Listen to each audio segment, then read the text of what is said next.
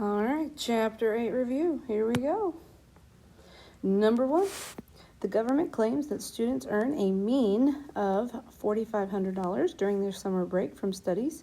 A random sample of students gave a sample average of 39.75, and a 95% confidence interval was found to be 35.25 to 44.25. Which of the following is the correct interpretation of the 95% confidence level? So we need to talk about what does that level mean. So we want to remember that the 95% confidence level is when we do this process many times, that's the percent of intervals that will capture the true value of the population.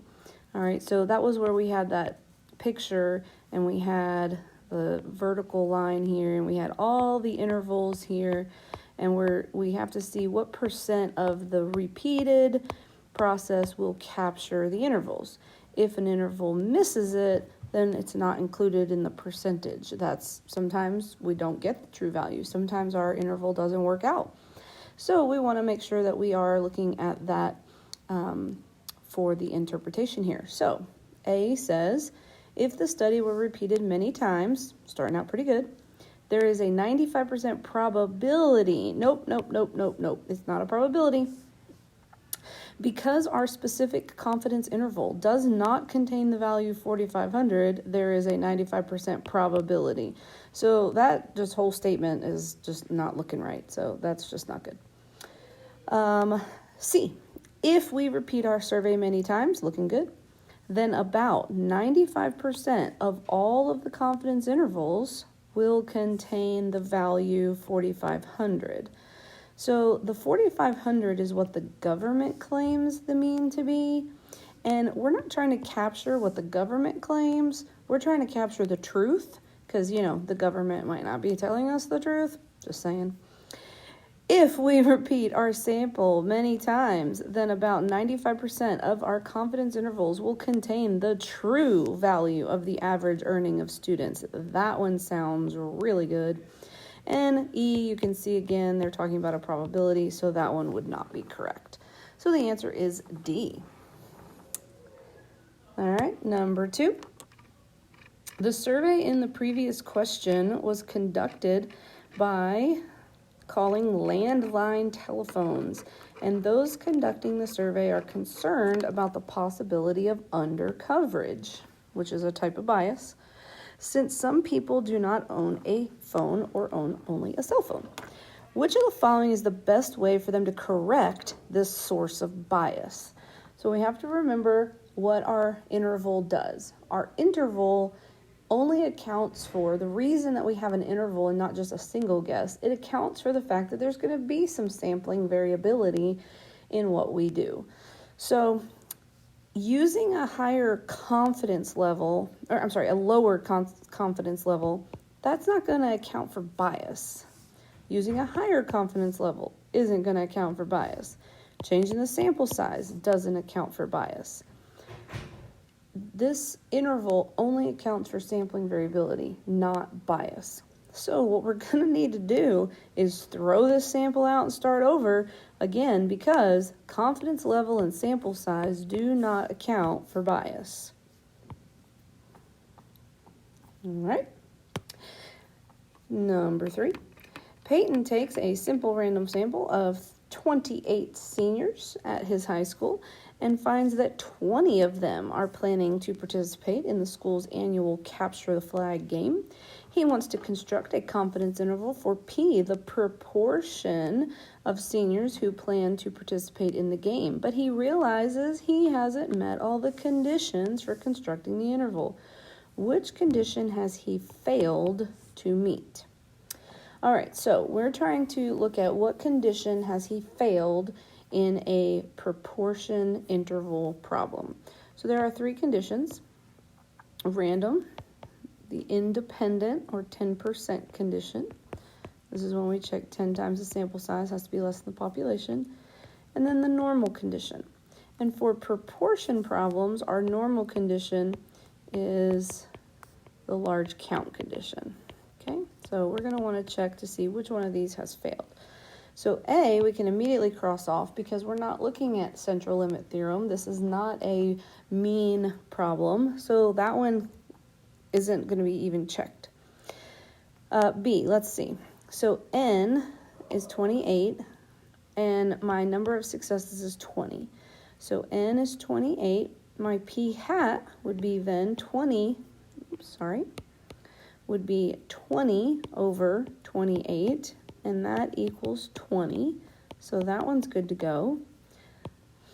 Our next one is N times 1 minus P hat.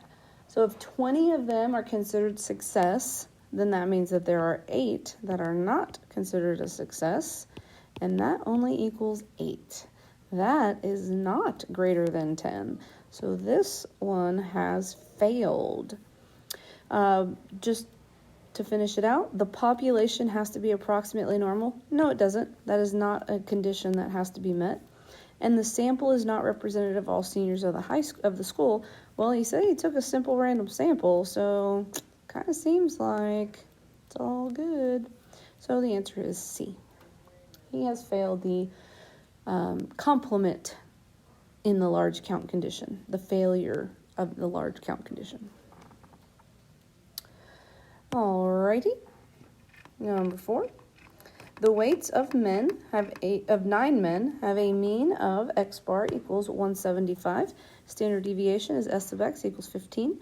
What is the standard error of the mean? All I'm looking for here is the standard error. This formula is on your formula chart. It's under the sample means section, and it literally says that the standard error of x bar is s sub x over the square root of the sample size. And so I'm just going to plug in s sub x is 15 divided by the square root of the sample size, which is 9. So that's 15 divided by 3, which is 5. Number 5. In an opinion poll, 25% of the random sample of 200 people said that they were strongly opposed to having a state lottery. What is the approximate standard error of the sample proportion? Again, this is on our formula chart. It tells us that the standard error for the sample proportion is equal to the square root of p hat times 1 minus p hat divided by the sample size. And so we just plug in our information. The square root of 0.25 times 0.75 divided by 200. I plug that in my calculator, and I get 0.0306, and there it is. So again, make sure you understand what you're being asked for. This one is just asking for the standard error, and so I just follow the formula, and there it is. All right, number 6. A Gallup poll plans to ask a random sample of adults whether they attended a religious service in the last 7 days. Conditions were checked and verified. The resulting 99% confidence interval was 0.42 plus or minus 0.01. Let me just remind you guys what that notation is. This is telling you what the p hat is, and this is the margin of error. Okay? It says, what was the sample size that was used to obtain this interval for the population proportion who would say that they attended a religious service? So this was like on our stat chat. We know the p hat. The p hat is 0.42. We know the margin of error. It's 0.01. And we know the z-star critical value for 99%. Or maybe we don't, and we need to figure it out. So remember, we have 99% in the middle. That means we have 0.5%, which is an area of 0.005 here. And so if I do inverse norm, area of 0.005, mean of 0, standard deviation of 1, then I will get the z-star critical value for 99%. And we find that that is 2.576. Now, maybe you remember it from before, but that's how you can find it if you needed to.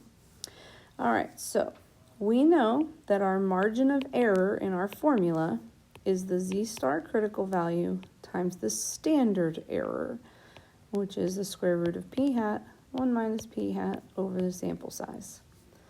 So we already know what the margin of error actually was. It was 0.01. The z-star critical value, 2.576, times the square root of, now we don't have to guess p hat here. The reason we don't have to guess p hat is because we did, in fact, take the sample. So we can use the p hat that was found when we got our interval. So now we're going to just do algebra. We need to divide both sides by 2.576.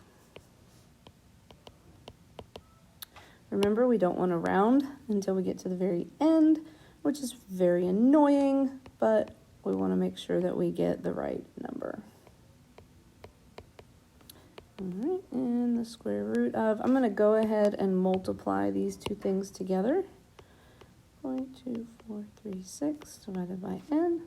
Our next step would be to square both sides. And we'll move up here now. And we get, all right, so we've got a scientific notation here, so we're going to be a little careful.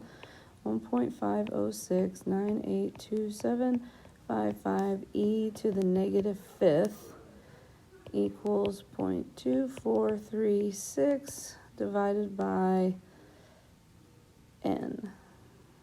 Okay, so now we have to multiply both sides by n. Multiply both sides by n. So now we get 1.506982755 e to the negative 5 n equals 0.2436. And then we're going to divide by this big long decimal again. Now just be careful when you're putting this in on your calculator. Remember, you can use the e that, it's just like when we do 1e99 when we're doing normal distributions.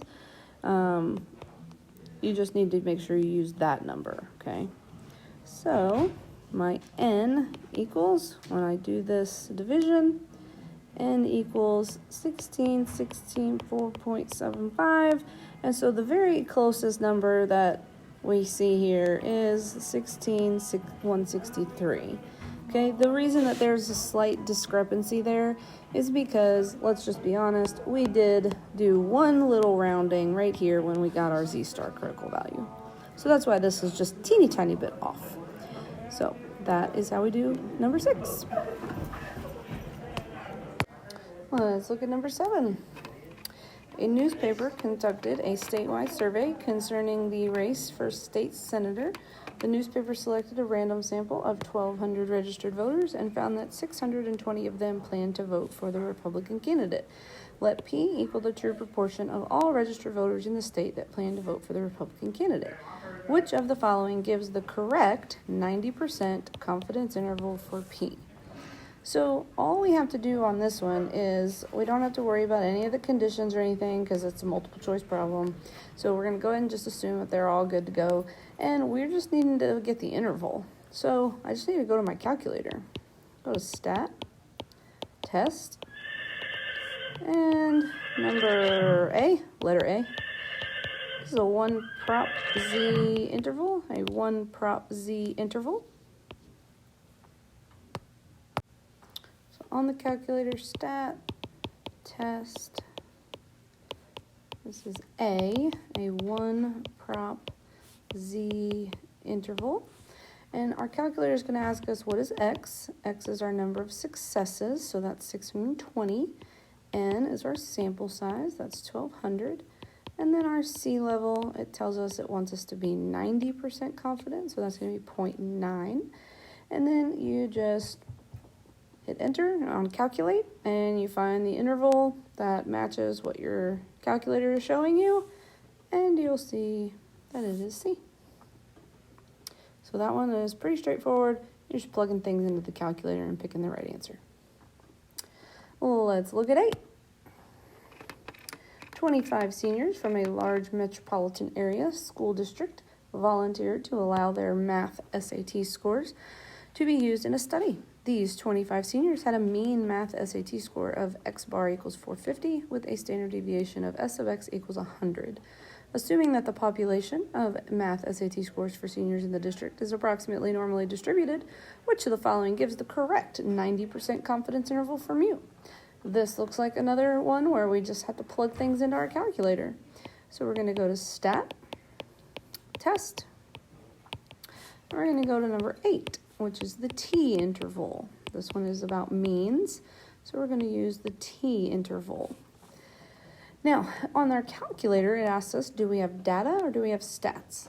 So we do not have the individual data, but we do have the summary statistics. So we're going to use stats. Then it asks us, hey, what's x bar? Well, x bar was given to us in the problem, 450. Then what is s of x? S of x was given to us in the problem, 100. Hey, what's the sample size? That was also given to us in the problem. It's 25.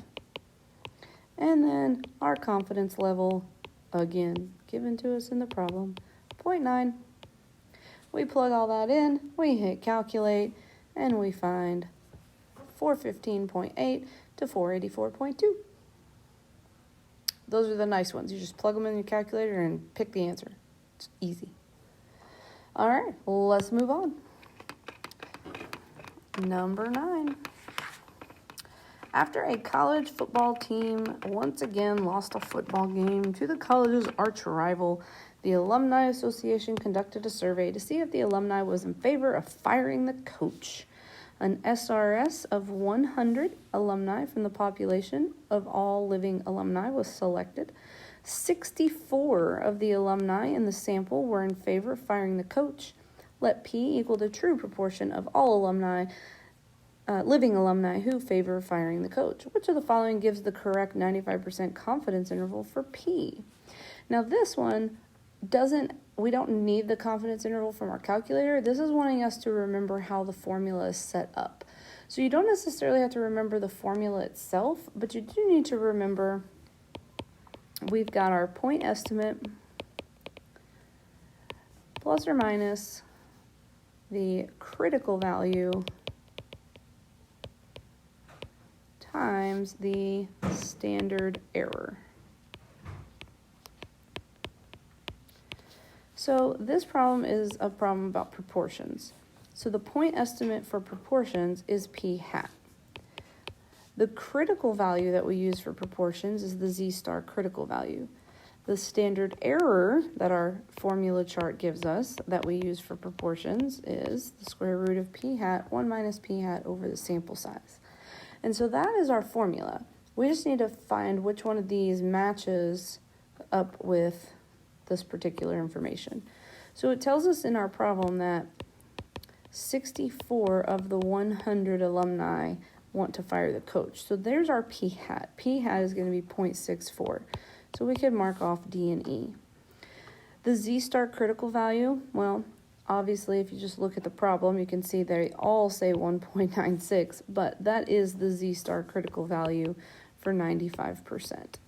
That's 1.96. And then we just have to look at the standard error part. Notice that on the bottom, we've got the sample size, and the sample size n was 100. So that marks off A and B, and we are left with the answer, which is C. Number 10. To estimate mu, the mean salary of full professors at American colleges and universities, you obtain the salaries of a random sample of 400 full professors. The sample mean is x bar equals 73,220, and the sample standard deviation is s of x equals 4,400. Which of the following gives the correct 99% confidence interval for mu? So again, point estimate plus or minus. Now, because this is for, I'll say that in a minute, times the critical value times the standard error. Okay, So same format as we just did. Point estimate. Now, since we're doing means, the point estimate is going to be x bar. It's going to be x bar. So immediately I can mark off C and D. Okay. Then plus or minus. Now, for means, we need to use a T star critical value. The standard error is S sub x over the square root of the sample size. Now, obviously, you can see that these two are the same. So S sub x is 4,400. The sample size is 400. So it just comes down to which of these is the T star critical value. So I need to find the T star critical value with 399 degrees of freedom for 99% confidence. Okay? So probably you don't know that off the top of your head, which is fine. So what can we do? We've got 99% confidence. We've got an area over here of 0.005. And now I'm going to use inverse T because I'm getting a T star because this is a means problem. The area is 0.005. And then degrees of freedom is 399. Because again, remember degrees of freedom is n minus 1. So that would be 400 minus 1. And when you plug that into your calculator, you will find the T star critical value for 399 degrees of freedom and 99%, and that is 2.588. Now this is a little bit of a tricky problem because this one in A, that's the Z star critical value for 99%. So it's really close. So you have to be very careful and remember that the T star is what we use for means. All right, moving on. Number 11. An SRS of 10 postal employees found that the average time those employees had worked for the postal office was X bar equals 7 years, and a standard deviation of S sub x equals 2 years. Suppose we are not sure if the population distribution is approximately normal. Which of the following circumstances would use of the T procedures yield misleading results? So basically we're thinking about here, we don't know the population, our sample size is 100, and so the central limit theorem would probably be good enough, okay?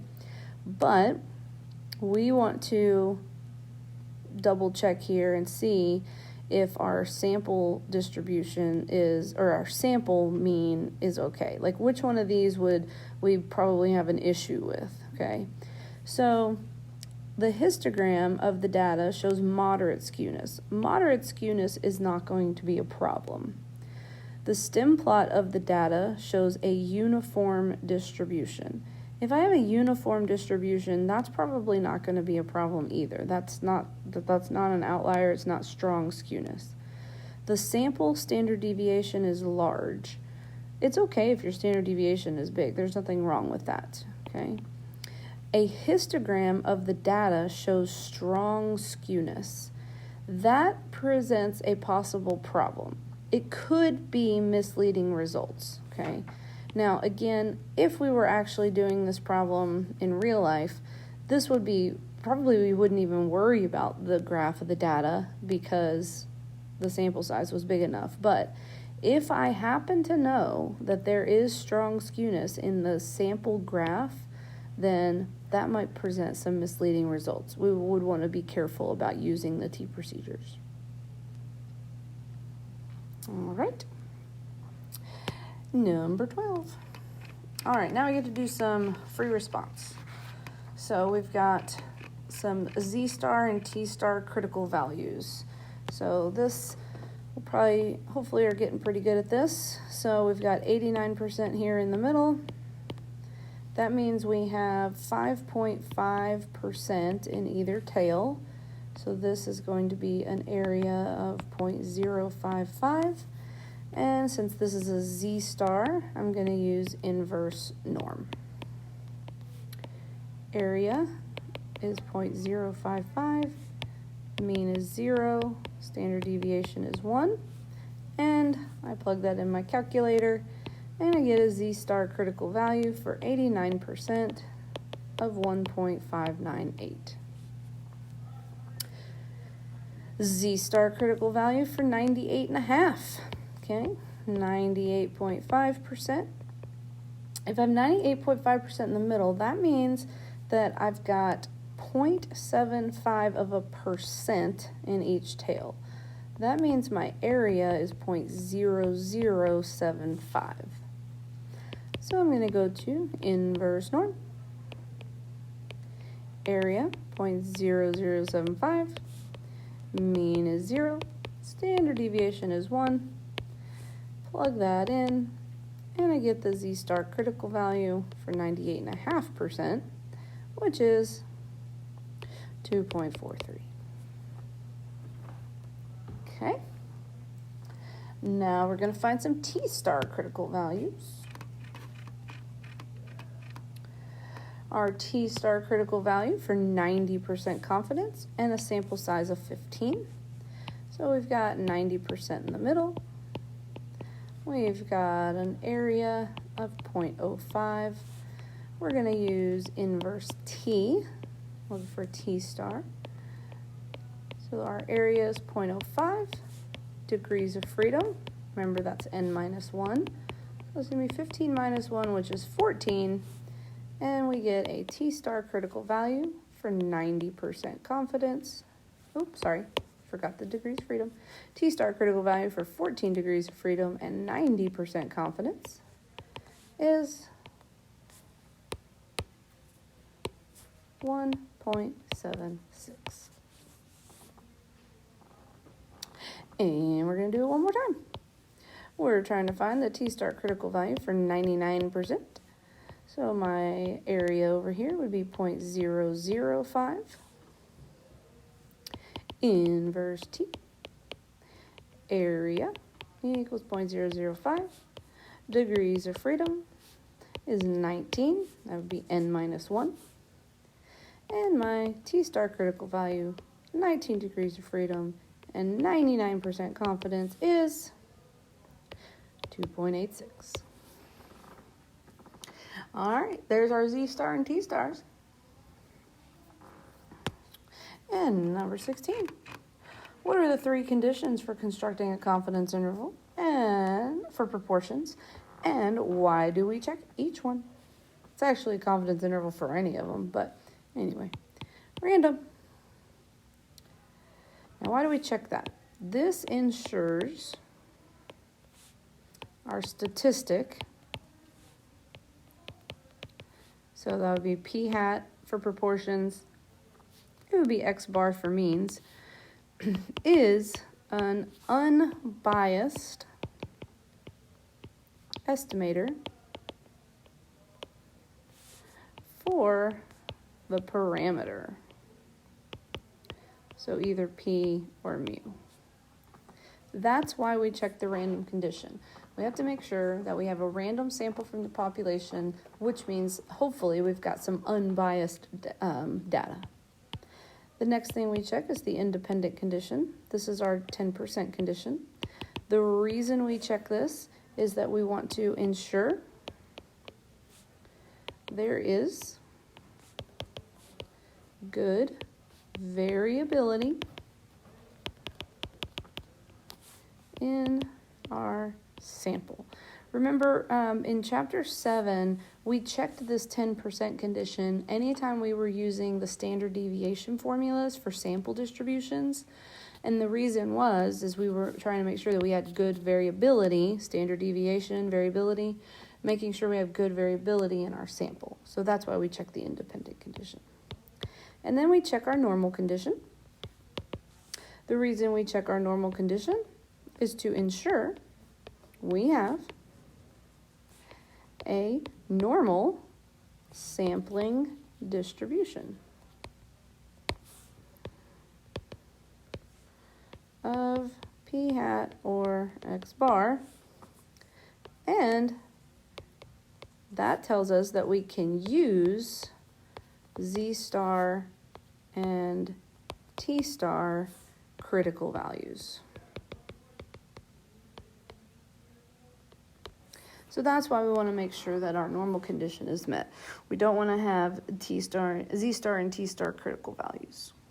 Or we don't want to have Z-star and T-star critical values if we don't have a normal distribution. We can't get a Z-star and a T-star if it's not normal. All right, 17, rocking and rolling.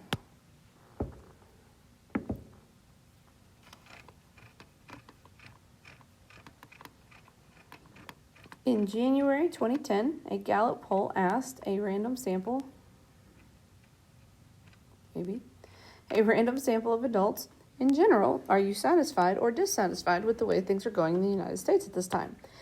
In all, 256 said that they were satisfied, and the remaining 769 said that they were not. Construct and interpret a 90% confidence interval for the proportion of adults who are satisfied with how things are going. All right, we get to do a state plan to conclude. State.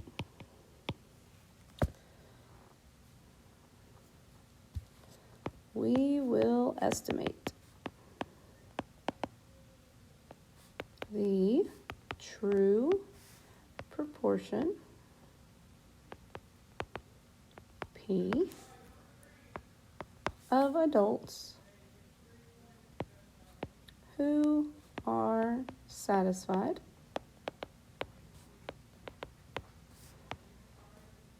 at a 90% confidence level. That's our introduction. We're just stating again what we're about to do. We will estimate because we're going to make an interval for the estimate the true population, and we're doing a 90% confidence interval. All right, plan, random. We have an SRS of, now, careful here. Our sample size is not 769. Our sample size is 256 that said that they were satisfied, plus the remaining 769 that said that they were not. And so that is a total sample size of 1025 adults. So be a little careful on that. Independent. Pretty sure that 10 times n is going to be less than the population here because we're talking about adults. And I'm pretty sure that there are more adults in the population than 10,250. So I think we're probably good there. All right, and then our normal condition. Because we are doing a proportion problem, we're going to check the large count condition.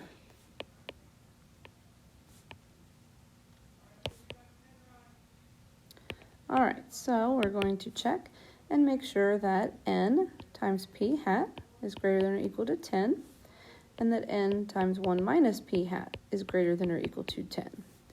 So again, our sample size, 1025.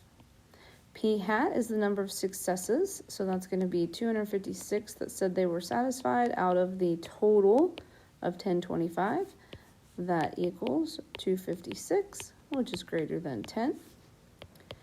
1025 times the number that were not satisfied, 769 out of the total of 1025, and that equals 769 failures who are not successful in being satisfied with how things are going.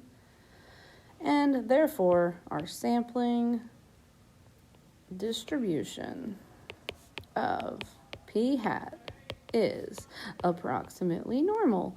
That tells us we can use a Z-star critical value.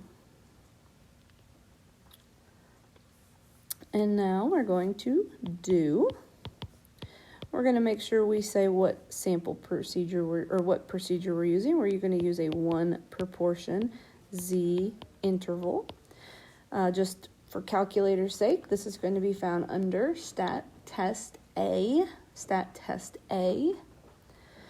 Your calculator is going to ask you, hey, what is X? X is our number of successes, 256.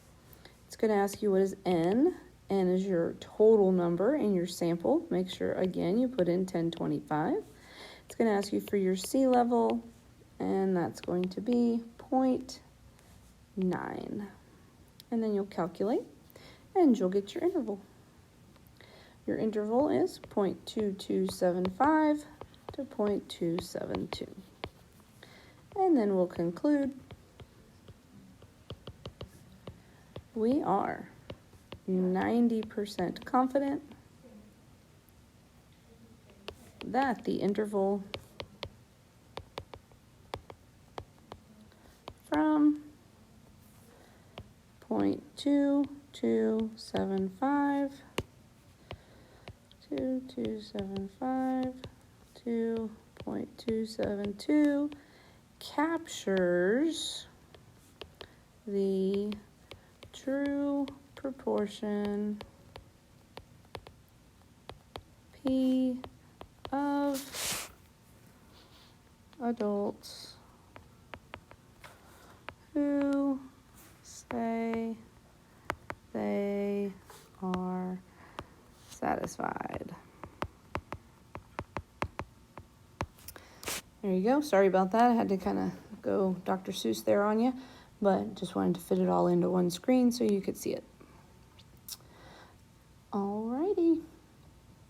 And there is our state plan to conclude for our confidence interval, 90% of adults who are satisfied with how things are going. All right, let's move on to 18. An ambulance service covers the town of Pleasantville and receives several hundred calls each month. The mean response time for the calls in the random sample was 12.19 minutes with a standard deviation of 2.5 minutes. The resulting 97% confidence interval is 10.393 to 13.987. Find the point estimate and the margin of error. So remember, the point estimate is the actual middle of the interval. It's also the average from the sample, which was given to us. So either way, you can find this. You can either find the average of the interval, or you can just trust that the middle of the interval is 12.19. And it actually is if you find that value. So point estimate is 12.19 minutes. The margin of error is the distance from the point estimate out to either of those. So plus the margin of error minus the margin of error, and that gives us, that would give us what the value is if we figure out that. So just basic subtraction here will give you this answer, and your margin of error is 1.797 minutes. Okay. Margin of error is different than the standard deviation. Okay. The margin of error is the standard deviation of the sample divided by the square root of the sample size times the t-star critical value, blah, blah, blah. But you can find it from the interval by just doing subtraction. Remember, this interval could have been written like it was in the stat chat, 12.19 plus or minus 1.797. In this situation, this is your point estimate, and this is your margin of error. If you're given it in the interval, you have to do a little bit of math in order to find those values. The City of Pleasantville's emergency response reporter tells the newspaper that the mean response time for the ambulance service is 11 minutes. Use the confidence interval to comment on their claim. Well, 11 minutes is within this interval of possible values. So it seems to be a believable value because it's in there. So since 11 minutes is in our interval, it seems to be a believable value. So we'll go ahead and trust them on that. And that's 18. All right, let's look at 19.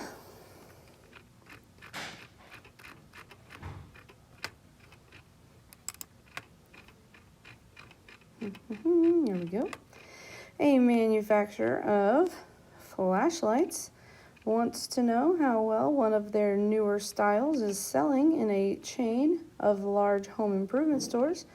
They select a simple random sample of 20 stores, record how many of the flashlights were sold in a 30-day period, and construct a 95% confidence interval for the mean number of flashlights sold. If, instead of constructing a 95% confidence interval, the flashlight manufacturer constructed a 98% confidence interval, would the 98% interval be wider, narrower, or the same width as the 95%? So, if we get more confident, why? Why did we get more confident? We get more confident because we are giving more options to which could be true. So that means that our interval must be getting wider. All right, so higher confidence equals a wider interval. It gets wider because we're more confident because of the fact that we have more options that we're throwing out as possible true values. All right. If instead of constructing a 95% confidence interval, the flashlight manufacturer constructed a 98% confidence interval, would the risk of being incorrect be larger, smaller, or the same? When we are using a 95% confidence interval, there's a 5% risk that we are going to be wrong. When we have a 98% confidence interval, there's a 2% risk that we are going to be wrong. So when we go from 95 to 98, we have a smaller risk of being wrong. But again, we have a wider interval, so we have a little bit less of an accurate estimation. How would the width of the confidence interval change if the flashlight manufacturer took a larger sample and kept the same level of confidence? So remember that when we increase our sample size, we increase N, that decreases variability. And the variability of our interval is measured by the margin of error, right? So we have our point estimate in the middle, and then how variable our estimate is measured by that margin of error. And so if we have increased our sample size and decreased our margin of error, then that means that our interval would be narrower. So we have a narrower interval. All right, cool. So that completes all of the Chapter 8 review, and now we're going to review some of the throwback questions. Dun, dun, dun, dun. Number 20. A sample was taken of the salaries of 20 employees of a large company. The following box plot shows the salaries in thousands of dollars for this year. Based on the box plot, what are the values of the 5-number summary? 5-number summary is the minimum, Q1, median, Q3, and maximum. Those can be found on our box plots here, median, Q3, and maximum. So we just got to find which one of these options work. So let's see. The lowest being 28 or 26. Okay, maybe. All right, this Q1. Obviously, Q1 is going to be less than 40. So I can mark off this one and this one. Okay. And then median is going to be less than 50. So I can mark off this one and this one. Q3 looks like it's slightly bigger than 60. So I can mark off this one and this one. And then our maximum looks like it's going to be a little less than 80, so I can mark off that one. The only one left is A. Cool. 21. Kitchen appliances don't last forever. The lifespan of all microwave ovens sold in the United States is approximately normally distributed with a mean of 9 and a standard deviation of 2.5. What percentage of the ovens last more than 10 years? Well, I have a normal distribution with a mean of 9 years and a standard deviation of 2.5. So that means that I have here 11.5, 14, 16.5, 6.5, 4, 1.5, and I'm trying to find the percentage that lasts more than 10 years. All right, and this looks like a plain old generic normal CDF problem. Lower boundary looks to be 10. Upper boundary looks to be infinity. The mean of this distribution is 9. The standard deviation is 2.5. And dun, da, da, da, the answer is 34.5. Even if you didn't plug this in the calculator, you would be able to know that it's not those three if you just draw the picture. Okay, and then hopefully you would realize that this shaded amount here is more than 11.5%, but just saying. Number 22. Oops, too far. A public opinion poll in Ohio wants to determine if registered voters in the state approve of a measure to ban smoking in all public areas. They select a simple random sample of 50 registered voters from each county in the state and ask whether they approve or disapprove the measure. This is an example of what? All right, so remember, systematic random sample. I pick a random start and then select every nth person. That does not sound like what they are doing. Stratified. All right, so basically we group by a similar characteristic, and I take an SRS of every group. This sounds like what is probably happening here because it says that we're going to take a simple random sample from each county. So it looks like the similar characteristic is what county they live in. Now I know what you're thinking. That sounds like a location. I'm going to talk about that here with the cluster sample. In a cluster sample, we group by location, which seems like what is being done here. But here's how it works with a cluster sample. We take an SRS of clusters and we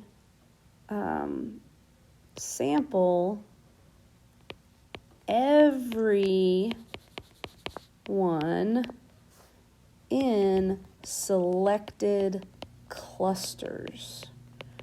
So in this situation, that would be if I randomly selected a county and talked to everyone in that one county.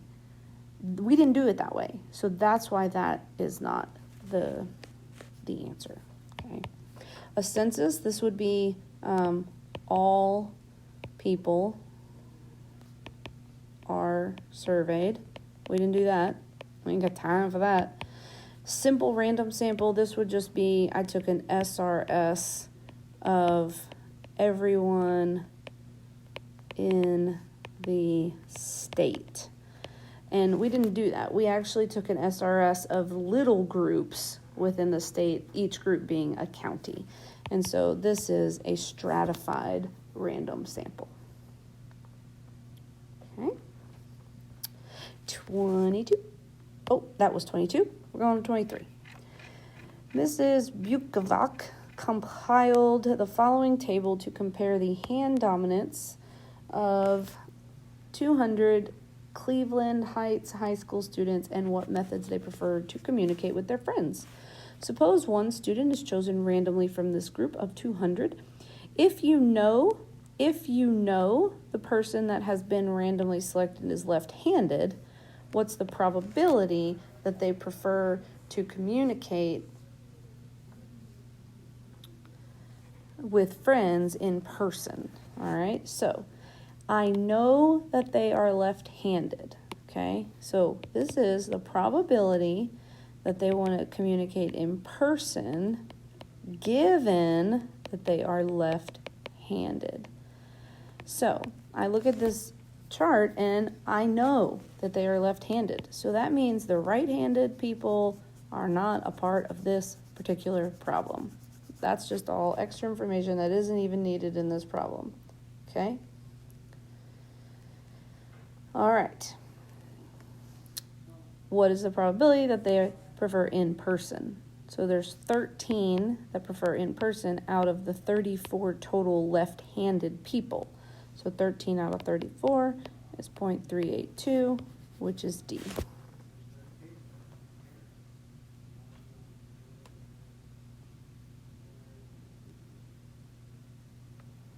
Alrighty. Number 24.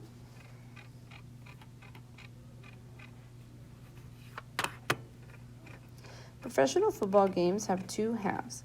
Each half consists of 30 minutes on the play clock. However, the actual time it takes to play each half is longer than the play clock. The actual length of the first half has a mean of 68 minutes and a standard deviation of 2 minutes. The actual length of the second half has a mean of 75 minutes and a standard deviation of 1 minute. The waiting time in between the halves, called halftime, has a mean of 17 minutes and a standard deviation of 5 minutes. Assume that these times are independent random variables. The mean and the standard deviation of the actual time it takes to play a professional football game would be approximately what? We are combining 3 different distributions. So the mean of the total would be, I would take the mean for the first half, add the mean of the second half, and add the mean for halftime.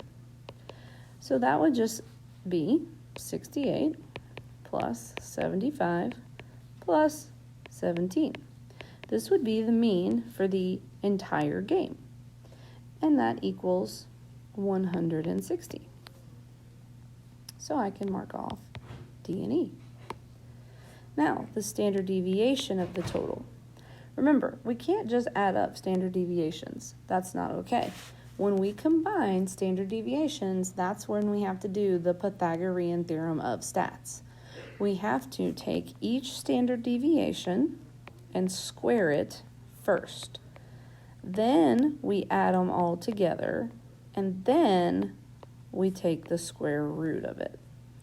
So 2 squared plus 1 squared plus 5 squared, and then the square root of that.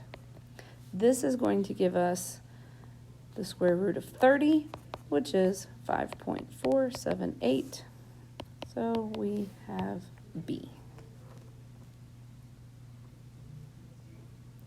All right, our final question. This is a big one. This is, I'm just going to be honest with you guys, this is going to be 20 points on your free response on Monday. All right, so make sure you know how to do this. A student wonders if there is a relationship between foot length and height. She measures herself and 6 female classmates and produces the following data. Additionally, she finds that the correlation between the 2 variables is 0.76. Both foot length and height is measured in centimeters. So we've got foot length and height. So we've got an X variable and a Y variable. We have means and standard deviations. This is going to be the X mean. This is the Y mean. This is the standard deviation for X. This is the standard deviation for Y. Using these summary statistics, we need to find the equation of the least squares regression line. Now, you will have a formula chart. And on your formula chart, there are 2 formulas that are going to be used to answer this problem. Y bar equals A plus B X bar. And B equals R times S sub y is on the top, over S sub x. And so we're going to plug in what we know and then solve using plain old algebra. So 156.86, that is the mean of y. A, we don't know. B, we don't know, but we can go over to this other formula and find it. R, we know. It's 0.76. Standard deviation of y, that's the one that's on the bottom there, divided by the standard deviation of x, 2.79. When I plug this in my calculator, I get 0.76 times 2.326, and this is 1.768. This is B, okay? So I just found B here. So I can go now back up to this formula and plug in this B. So 1.768, and then x bar, the mean of x, is 15.86. Now I'm just going to do regular old algebra here and find out what A is.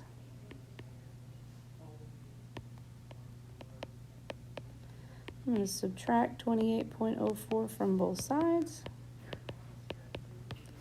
and I get that A is 128.82.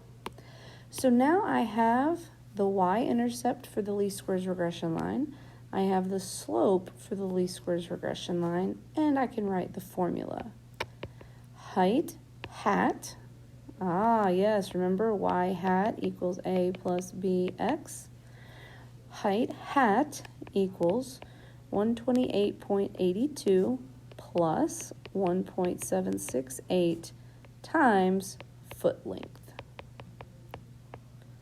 And there is the equation of the least squares regression line.